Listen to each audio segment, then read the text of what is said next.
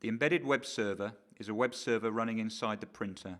You can use it to obtain printer information, calculate the cost of the jobs, automatically send notifications by email from the printer, and troubleshoot problems. Service engineers can use it to retrieve internal information that helps to diagnose printer problems. This video shows you how to access the main functionalities of the embedded web server in the HP Latex 300 printer series.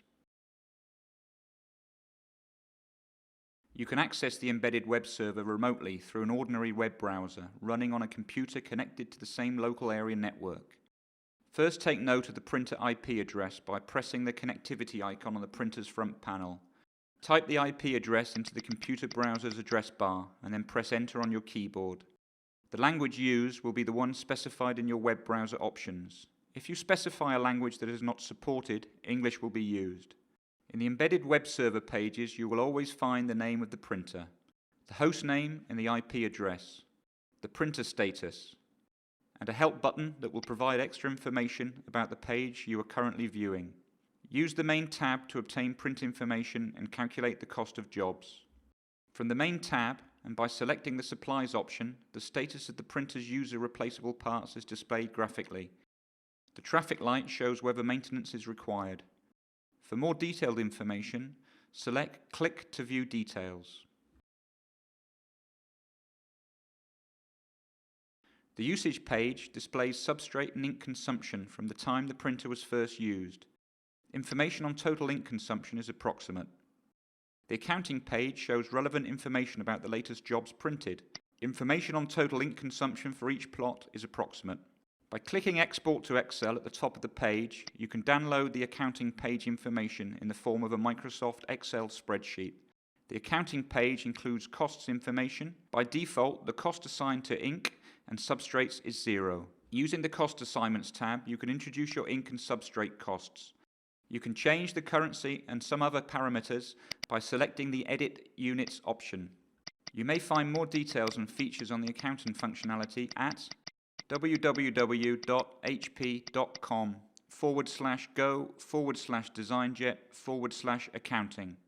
Use the Setup tab to change the settings of the printer. In this video, we will show settings that cannot be changed from the front panel of the machine. Selecting the Printer Settings option.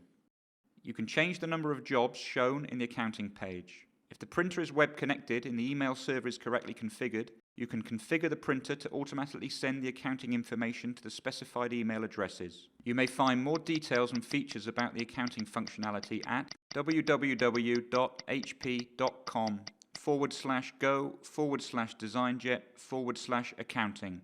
Some features, such as notifications, will not be enabled until the unit is connected to the internet. Use the internet connection page to configure it. This configuration is also accessible from the front panel of the printer. If you are not using a web proxy, then simply check the Enable Access to Internet box. If you do not know if you have a web proxy, then first try without a proxy, and if it does not work, try configuring the internet connection with the web proxy server information. If you are using a web proxy for the internet connection, you will need the proxy address and port information. If you do not know how to obtain this information, contact your IT personnel. To confirm that the printer is correctly connected to the internet, you must go to the Support tab and click on Connectivity Troubleshooting. Select the Internet Connectivity Test and click on the Run Test button. If everything is correctly configured, this is the result you will get from the test.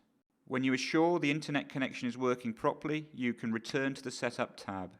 In order to enable the automatic notifications, you must also configure the email server. You will need the SMTP server and port information. If you do not know how to obtain this information, contact your IT personnel.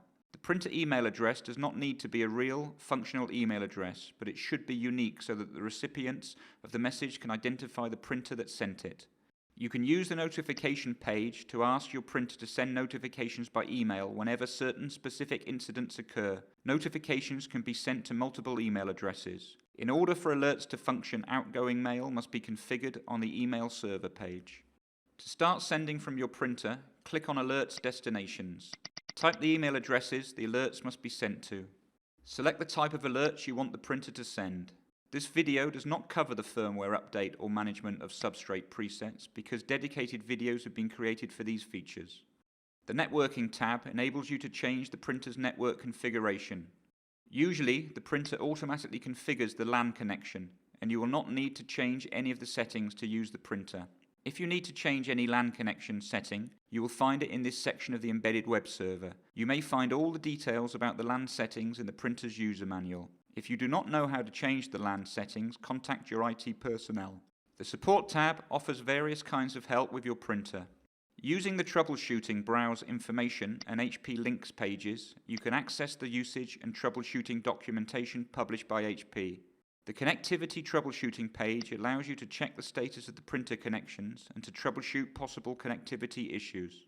The information on the Service Support page is really important when you call your reseller or HP to get its support.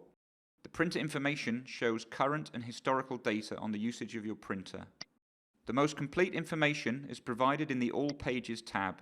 Collecting the information might take a while.